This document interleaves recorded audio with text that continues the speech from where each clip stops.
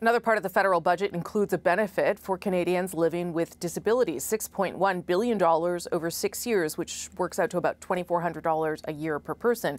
But advocates say that falls well short of the mark. I spoke this morning with Janet Rodriguez, a Canadian living with disabilities, about the benefit. Janet Rodriguez, good morning. Thanks for joining us. Good morning to you. So give me your sense of what you thought about when you saw what the budget put forward for the Canadian disability benefit. I was very disappointed because this is the first material realization of the Canada Disability Act. Mm-hmm. And if we actually see and we read the very first line of the act, it says, an act to reduce poverty and to support financial needs of people with disabilities, the financial security of people with disabilities. I'm paraphrasing, of course, but This is the very first line of the act. And in fact, giving people with disabilities who have historically lived under the poverty of line, not in poverty, but under the poverty of line, giving them $200, it really tells me they don't understand the reality of living with disabilities in poverty. What would have been the amount that would have made a difference? Because I guess people had high expectations given the legislation. What would have been the amount that would have helped people practically? Sure. I volunteer with the Disability Without Poverty, which is a grassroots movement. We actually generated ourselves a peer-to-peer consultations from all the provinces, territories, and about almost 5,000 people participated. And you're right, they have high expectations because, I mean, if you go through all the different research that have been done, the Wellesley Institute says that people living in poverty, those who receive $27,000 are living in poverty. Right. And currently in Ontario, people who receive disability receive about $15,000. This is a single person.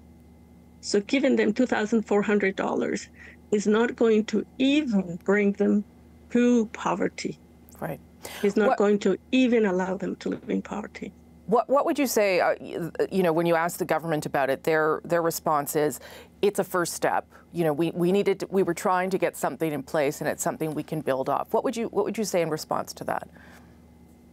I agree. It is the first step. We always have to start somewhere. Sure. But what is the message that they are sending with this very meager amount that for many people will mean maybe one extra meal, maybe one extra coffee with friends? It's really minimum. What I'm saying is you don't really see us. You don't understand.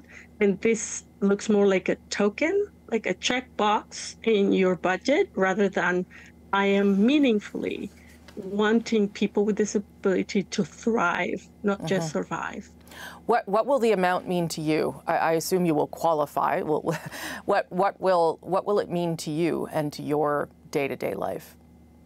Well, many people who live in disability, I'm going to tell you in Ontario, for example, there's a lot of people who live alone, not by choice, but because if they decide to have a partner, the family income then flows back, the income of the person with disability. So many people are forced to live alone in isolation. Many people have mental illness, and for many different reasons, they are living in a one-person household. And they don't even have the opportunity to say, I'm going to go meet a friend for coffee. That's $6.50 for TTC, another $5 for coffee. How often can you do that? And how can you maintain your social activities when you're always thinking of where your next meal is going to come from? So it won't help you enough is the message I'm getting from you, Janet. No, it doesn't. It doesn't really make a big difference. I mean, it's always welcome to have any new income, but to really plan for the future, make a meaningful change in your life. For example, if you were to receive an extra $1,000 a month, people can say, you know what, I'm going to start maybe going to this particular group to do some social activities or get into a course, do something different. Janet, thank you for sharing your perspective. It's an important one. I really appreciate it. You're welcome.